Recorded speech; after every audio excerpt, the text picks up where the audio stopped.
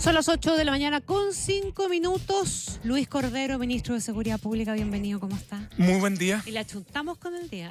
Sí. No digo porque están pasando cosas. Algunas cosas. Están pasando algunas cosas. Ministro, déjeme partir, tenemos un montón de temas, porque entre medio está la encuesta de seguridad también, Sí. que hay que hincarle el diente con bastante fuerza, creo, pero también creo, y lo dije partiendo en la mañana temprano, que el tema de lo permeables que pueden estar siendo nuestras instituciones, particularmente las uniformadas, Fuerzas Armadas y de orden al crimen organizado, es quizá de los temas de la mayor gravedad que hemos venido enfrentando en el último tiempo. Era un miedo instalado y hoy día empieza a aparecer evidencia, y la pregunta del millón es si hay vuelta atrás o no hay vuelta atrás, digamos, y como dice el Mercurio, una nota buena hoy día que recoge todos los casos que están ahí dando vuelta y cuáles son los temas: drogas, soborno, omisión de controles, etcétera.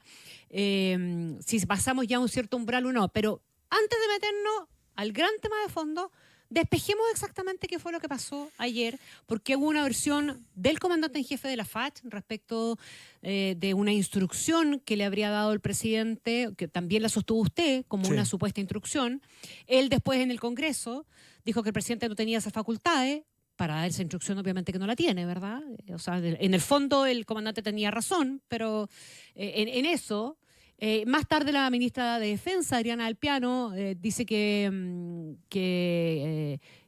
usted no tiene razón con lo de la instrucción, y entiendo que ahora, hace un rato atrás, en T13 Radio, dijo que aquí había habido, digamos que un malentendido, y que no hubo ni instrucción ni nada, y que el comandante en jefe en alguna medida fue el que comunicó mal lo que había pasado. A ver, lo que sucedió fue lo siguiente. Los hechos ocurrieron la semana pasada. La fiscal regional de Tarapacá tiene a cargo la investigación del ejército, pero tiene a cargo otro tipo de investigaciones relevantes en materia de crimen organizado y narcotráfico en la región de Tarapacá. El día lunes, la fiscal regional comunicó públicamente que ella no se lo había requerido, se le había negado, pero en segundo lugar que ella no disponía de información ni siquiera sobre los hechos, ni siquiera el nombre de las personas que estaban involucradas. Lo cual es relativamente sensible cuando la Fiscalía Regional a su vez está haciendo las investigaciones en general de crimen organizado en la región. En la reunión del día de ayer, donde se analizó, yo creo que fue una reunión de muy buen tono, cada comandante en jefe planteó los asuntos, lo que han estado haciendo, las áreas de riesgo que tienen identificadas. Lo que se le transmitió al comandante en jefe de la FACH es que, de acuerdo a las atribuciones generales de cooperación entre autoridades, y que está regulado además en el Código Procesal Penal, era conveniente, o sea, que se le pedía que se le entregaran los antecedentes que disponía la FACH a el Ministerio Público. El Ministerio Público ya había abierto una carpeta de investigación el día viernes, sin perjuicio del debate de la contienda de competencia, ¿no? Porque el debate de la contienda de competencia, de hecho, todavía no tenemos contienda. Presentada judicialmente. Por una razón muy simple, porque acá hay una discusión sobre la competencia de la justicia militar. De hecho, el propio comandante en jefe de la Fuerza Aérea reconoció ayer que es probable que esta investigación no siga ahí, porque al ser una red de narcotráfico, evidentemente va a acceder. Trasciende.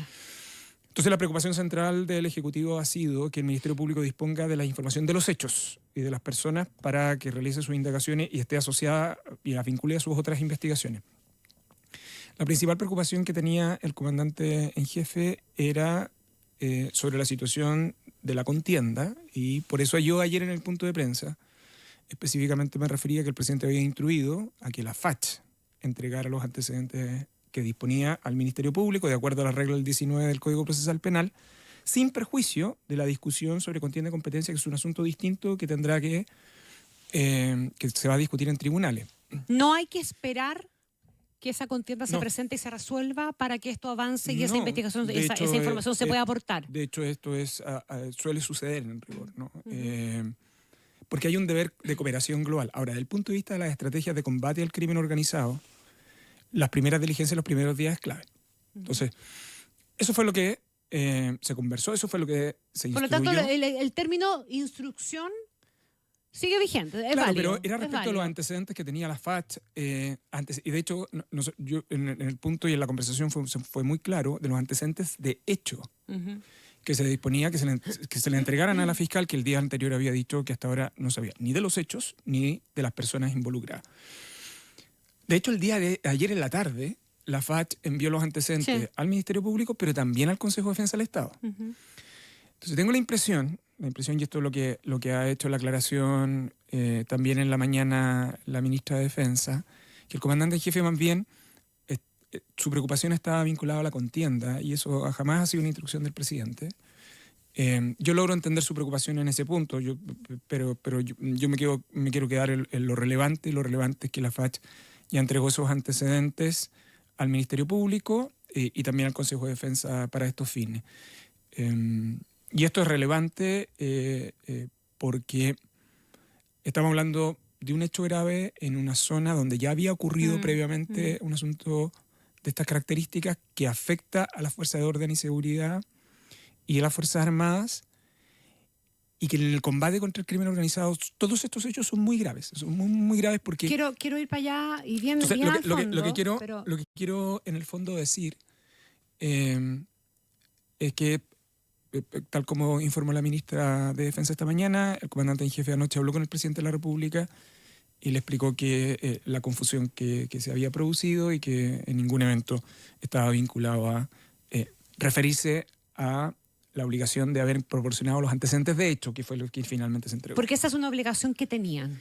Porque era una obligación y porque era conveniente que se hubiesen hecho desde el principio, más allá de la transparencia y de todas esas cosas, más allá del debate de la contienda. El presidente Sí. jamás se refirió a los temas de contienda. El presidente lo único que le interesaba, y al gobierno le sigue interesando, es que el Ministerio Público disponga de la mayor cantidad de antecedentes para tomar las decisiones que corresponden en esta investigación, que por cierto va a exceder el recinto de la FACH. La fiscal regional, María Trinidad Steiner, dijo que le faltan antecedentes y que le habían pasado solamente 5 páginas. Sí, es probable que ella insista en el requerimiento complementario.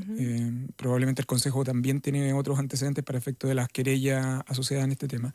El gobierno también anunció ayer, por las competencias del Ministerio de Seguridad, querella por ley 20.000, por tráfico de drogas. Yo creo que este es un caso donde, con indiferencia de cómo se resuelva la contienda de competencia, la mayor cantidad de antecedentes deben estar en manos del Ministerio Público, fundamentalmente por la manera en que el Ministerio Público en la región de Tarapacá está abordando los temas de crimen organizado. Ya, súper importante. O sea, ahí hay una expertise que institucionalmente vale la pena que aprovechemos. Y hay una red de información también.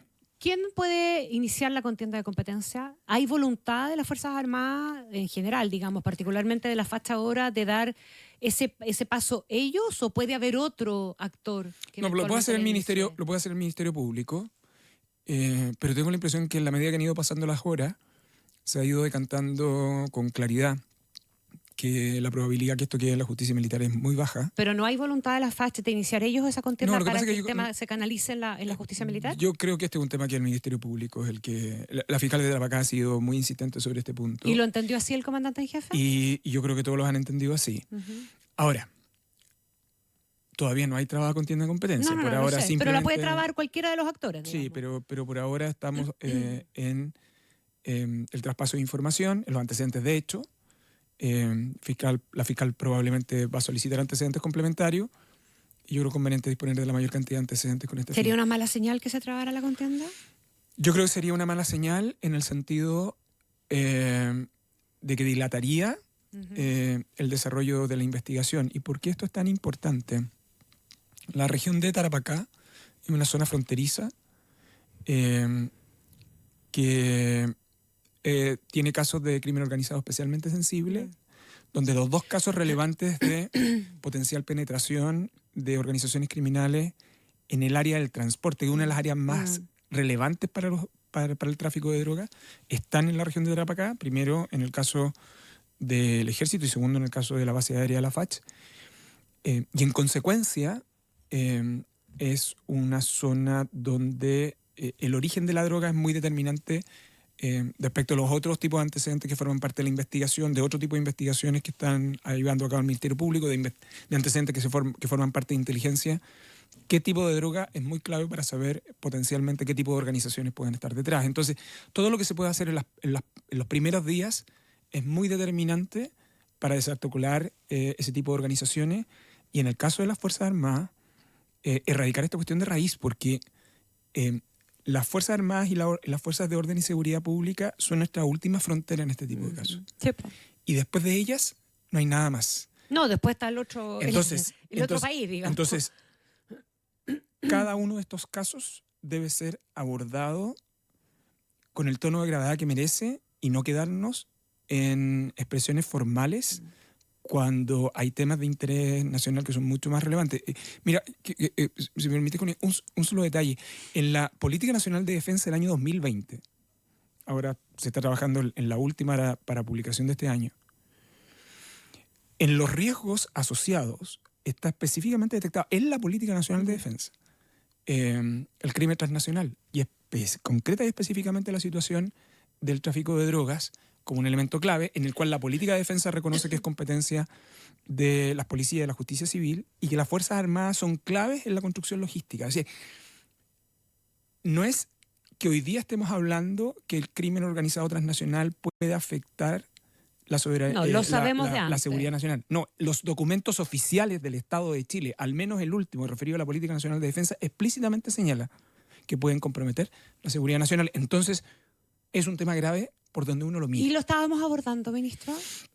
Yo creo ¿O que estamos reaccionando ante este tipo de eventos de las últimas semanas? Porque el del ejército fue a fines de junio, este que involucra a la facha ahora reciente, y hay para atrás también varias otras cosas más. sí, yo creo que habría que hacer dos distinciones. Las primeras tienen que ver con indicios previos que están asociados a varios hechos que fueron formado parte tanto de la investigación de la justicia militar como de la justicia civil, vinculados a drogas, pero en otros vinculados a miembros de las Fuerzas Armadas, participantes de organizaciones criminales. Tenemos antecedentes de 2020, tenemos antecedentes de 2024. En el caso de la región de Tarapacá, el antecedente previo al caso del Regimiento Cazadores estaba vinculado a cohechos de un funcionario militar en la frontera cobrando por el paso de un migrante. Tenemos el caso de Carabineros en Guara, Sí. en fin. Entonces, teníamos indicios que se estaban abordando sectorialmente por cada institución.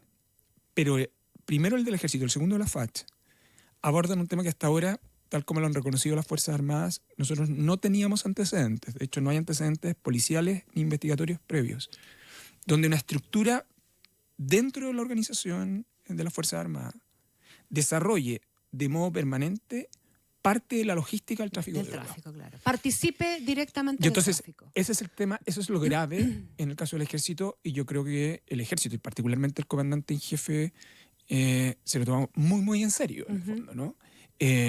Ha tomado medidas, las informó el día de ayer, pero también hay aspectos del reconocimiento de cuáles son las áreas de riesgo, ¿no?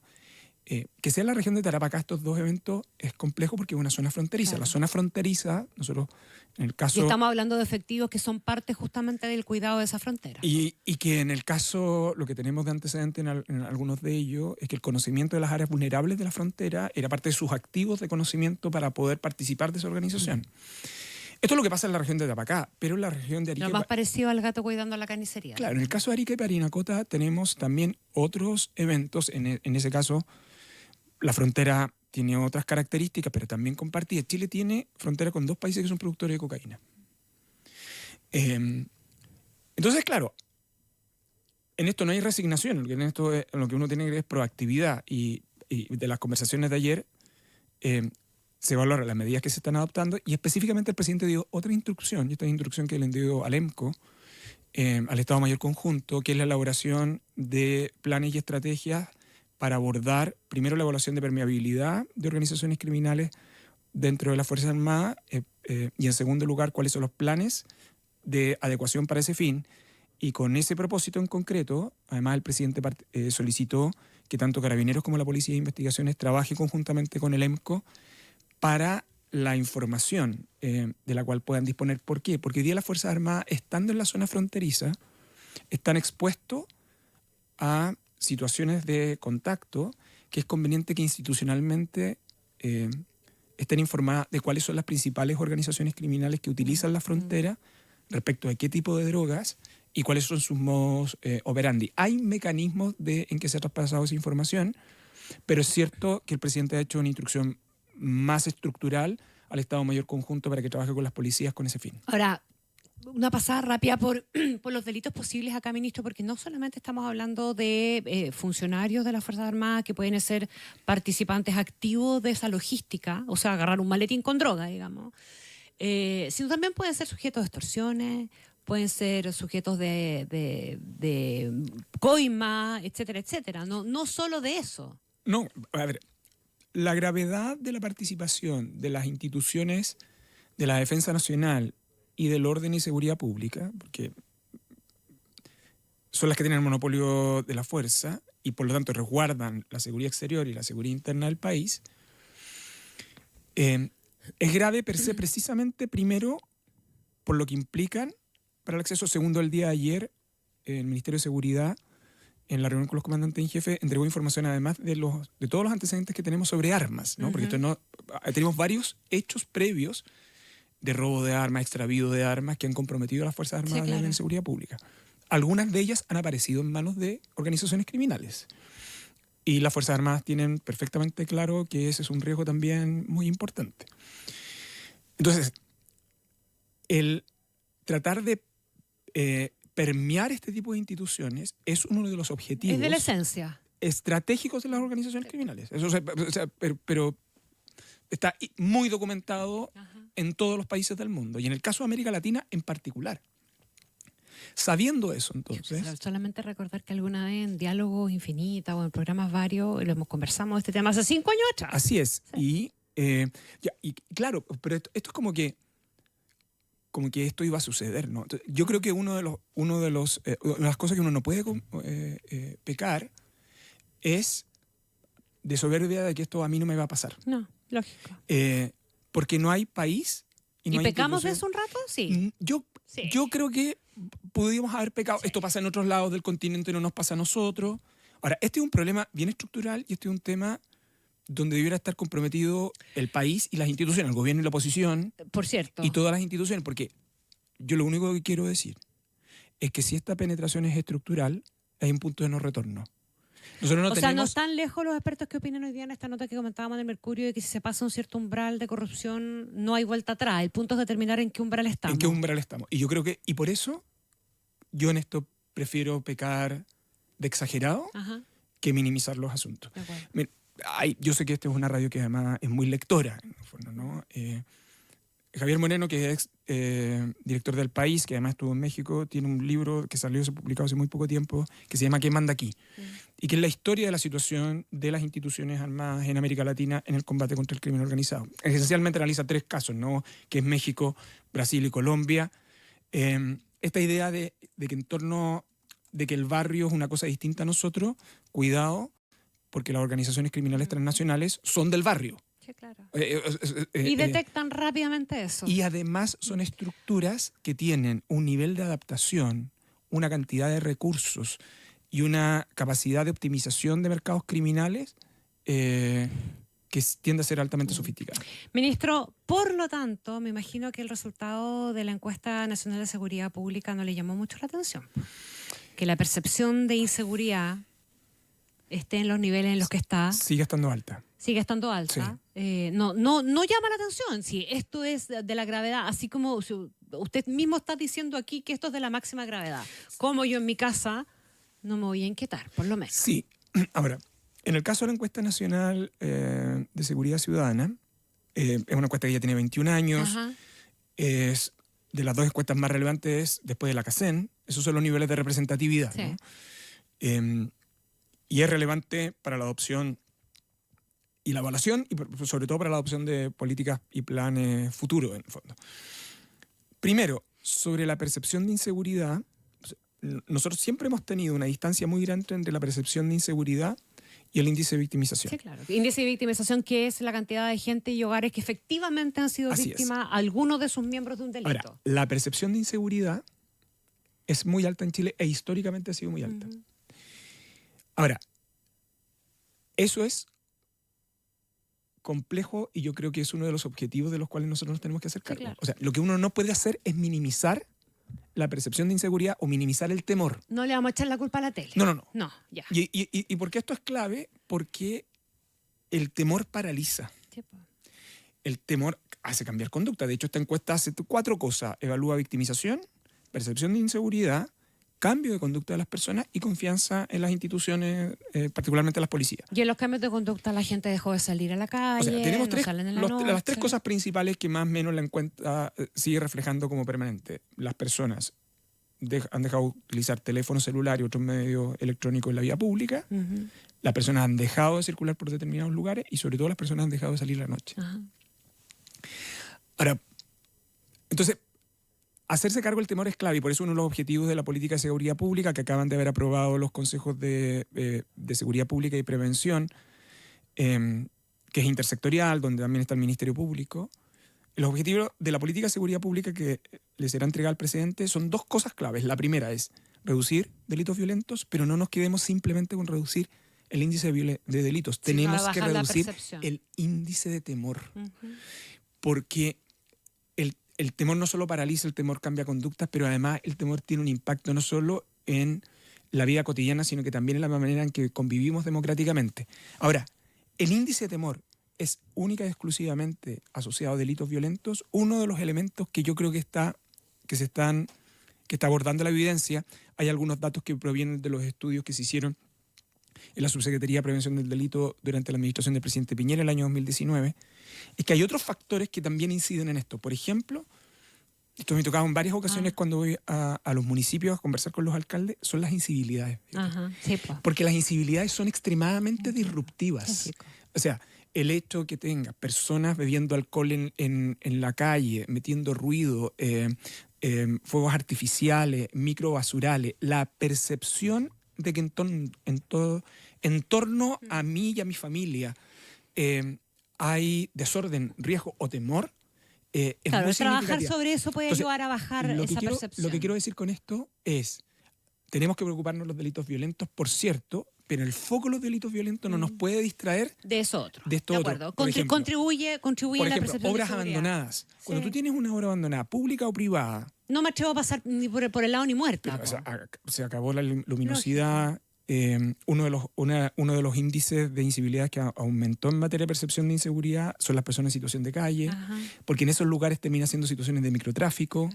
Entonces, las personas no pasan por ahí. El barrio también lo transforma en un espacio para el Lo barrio se otro- transforma en un problema de inseguridad. Lo otro, ministro, sin restarle para nada, que creo que es un tema importante, no sé qué proporción ocupará, ¿verdad? Pero es un tema importante, es el uso de las armas. La misma encuesta también revela que hay una preocupación creciente de la gente porque perciben armas de fuego Sí. en sus barrios, en definitiva. Y eso es un tema inquietante, porque hoy día lo hemos dicho varias veces, ¿verdad? Uno no tiene miedo de que le roben el auto, tiene miedo de que lo maten, digamos. Y eso por la cantidad de armas circulando. Y mucha gente en muchos barrios escucha armas. Bueno, uno de los temas que hasta hace pocos años no se investigaba y que ha sido una decisión de la policía y del Ministerio Público fue definir focos de investigación son los disparos injustificados. Ujú. Porque hay veces que las personas escuchan disparos y claro, hay enfrentamientos. Llega la policía, no hay enfrentamiento. Están disparando. ¿No? Pero porque son marcando demostraciones de fuerza. Claro. Lo que hay es que esos disparos injustificados infunden un temor muy grande en la población. Por lo pronto, hay armas, ¿no? Claro. Efectivamente, la Y uno encuesta... supone que si alguien las tiene, también tiene la idea de que la puede usar. Esta La idea va a de usar. que en el barrio nunca hay armas, o hay pocas ocasionalmente, que era un porcentaje muy elevado en las encuestas anteriores, ha comenzado a decaer. Es decir, las personas comienzan a percibir que en su barrio, aunque el cambio no es tan significativo, las personas comienzan a percibir que esta idea del nunca, en verdad, es menos, en el fondo, Ajá. ¿no? Ahora, esto ha acompañado, el tema de armas es uno de los focos, el plan de fiscalización de armas de las policías y de las investigaciones del Ministerio Público, también del Ejército, que ha estado ayudando en el plan de fiscalización de armas, especialmente en la región metropolitana, porque cerca del 50% de las armas que se incautan en procedimientos policiales provienen de armas legalmente inscritas. Segundo, porque hay mercados secundarios de armas, y estos son temas de investigación que están vinculados de dónde provienen ellas en la frontera. En tercero lugar, porque hay mecanismos de adaptación de armas, lo que está pasando con las armas a fogueo. Y en cuarto lugar, porque una de las preocupaciones centrales que todo país debiera tener, y que en Chile la hay, es que los menores de edad no tengan acceso a armas. Y la tienen. Y están teniendo acceso. Y las a ellas. usan.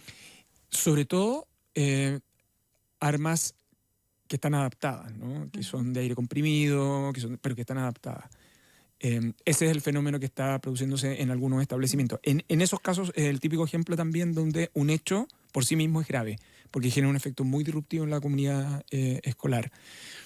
Y esto ha llevado al análisis concreto que hoy día está desarrollando la Subsecretaría de Prevención del Delito y la Subsecretaría de la Niñez. Y está haciendo avanzar el proyecto de los pórticos en los colegios Sí. y en los centros de salud, que fue aprobado ayer en la Comisión de Seguridad de la Cámara. El Ejecutivo, está bien, para muchos no es una solución, porque después el arma la pueden tirar por la pandereta, etcétera, pero al menos en la percepción de inseguridad, ministro, ¿no cree usted que es una contribución? Yo creo que en esto... No solamente en los colegios, Sí, también en los centros de salud. el gobierno en esto ha tenido una solución muy pragmática que tiene que ver con cuál es la mejor solución para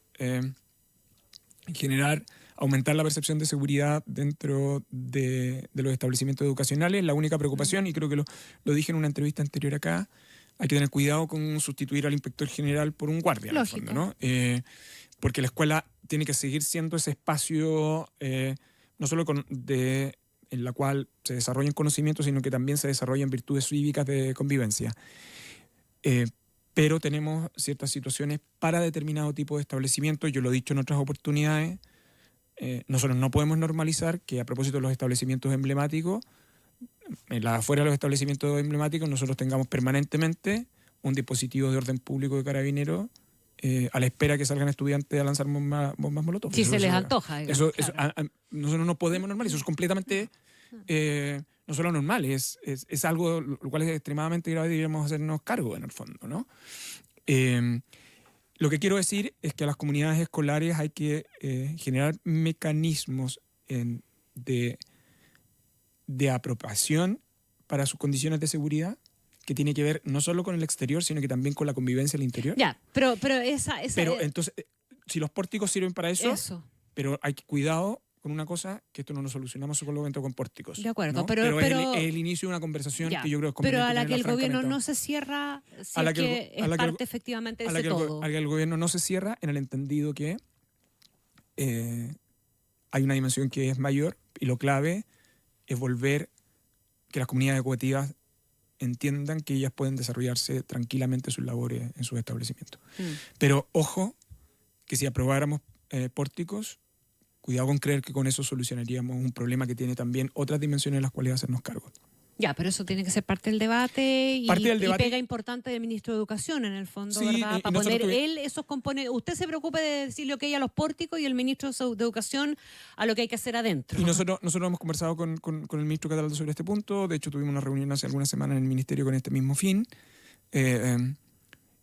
Y la idea es avanzar en esos contextos. Lo que no nos gustaría, y lo digo desde el punto de vista de seguridad, que el día de mañana, en noviembre, entra en vigencia la ley de seguridad privada, que nosotros tengamos que calificar determinados establecimientos educacionales como riesgosos desde el punto de vista de seguridad pública e imponerle medidas de seguridad privada. Yo creo que ese es un tipo de cosas que tenemos que tratar de evitar. ¿Cómo pasa en los estadios? ¿Cómo pasa? Una discusión parecida a la de los estadios. Así digamos. Ministro, no sé si se parece, pero el caso del inspector de la Florida ha llamado harto la atención y escuché muchos expertos, opinólogos, diciendo que aquí esto pasaba porque la norma no era clara. ¿Puede un inspector municipal fiscalizar un auto? Fiscalizarlo, no hacer control de identidad, fiscalizar por cuestión de tránsito finalmente. Bueno, yo creo que ahí hay una... Perdón, este es el caso del inspector de la Florida que trató de fiscalizar a un carabinero de civil, ¿verdad? Y se fue detenido. Que el problema de este caso no es la facultad de inspección, sino que cómo se desarrolló ese procedimiento. ¿Ya? Y por eso hay versiones contradictorias. ¿Cuál tiene usted? Que se realiza esta fiscalización, que el funcionario policial que está con su hija, que solicita quien está a cargo del procedimiento, que quien llega sin identificación, además con su rostro cubierto, y mientras no se identifique, él se niega a entregarle los antecedentes, entonces le retira. ¿El inspector municipal estaba con rostro cubierto? Así es. ¿Por qué? Bueno, en algunos municipios, también en algunos establecimientos privados, los guardias privados están con coipa en su rostro, en el fondo, ¿no? Yo entendería que por razones de seguridad para ellos. Personal. Y lo que hay es que le retira la llave y entonces se arma esta discusión sobre un hurto, llega la policía, en fin, yo creo que o sea, aquí... esto no fue solamente muéstreme los papeles de la moto. Aquí digamos. había una discusión y yo creo que aquí lo que sucedió fue una intensidad excesiva de ambas partes. Ujú. El general Araya ordenó instruir una investigación sobre este punto. No ha habido ninguna comunicación de Carabineros públicamente, digamos. No, explicando. el general director pidió que la zona se hiciera cargo y el día de ayer el general director se comunicó con el alcalde de la Florida también. Por una razón muy simple, que es la preocupación que tiene Carabinero, que tiene el gobierno y que el gobierno le ha transmitido a Carabinero, porque es conveniente aclarar este punto. Sobre todo porque la gestión en materia de seguridad a nivel local descansa en un buen diálogo entre Carabineros Y los inspectores municipales. Entonces, usted comprenderá que excesos, este tipo de controversias que se dan en un nivel de intensidad, de dimes y diretes, no contribuyen precisamente a eso. Ahora, para aclarar el punto y ante la duda, un inspector municipal sí puede hacer una fiscalización de tránsito. Yo creo que ahí hay un... Todavía no lo tenemos ahí claro. hay un punto, es la típica discusión si con quién está acompañado, en rigor, ¿no? Pero, Porque cuando está acompañado con un carabinero puede hacerlo, Sí. pero solo, no. no. Ya, ministro, ¿es verdad que podría aterrizar en el Consejo de Defensa del Estado usted? Yo me enteré por... La pregunta es cuándo, digamos. Hay una nota que se publicó En la tercera. el Sí. día sábado. Que a todos nos llamó la atención, digamos. A mí también. ¿Verdad? Yo agradezco las opiniones que hay sobre mí en esa nota. No importa lo que hablen de ti mientras hablen de ti. No, Aquí hay cosas más elogiosas.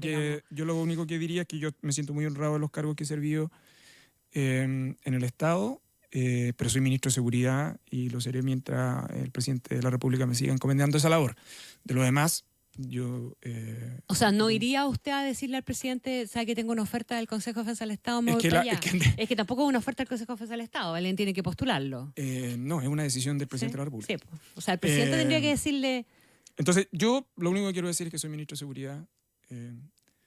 Me siento, al final del día, por estas cosas que en otro momento, cuando termine mis labores, volveré a escribir de Derecho y me habré sentido afortunado de haber pasado por Justicia, Interior y Seguridad, que sería algo así como el ciclo de cumplimiento de la ley, pero eso serán cosas que como escribiré el después. PhD. Más que eso diría yo. Esto es como corregido y aumentado. Solo por Corregido ponerlo y fácil. aumentado.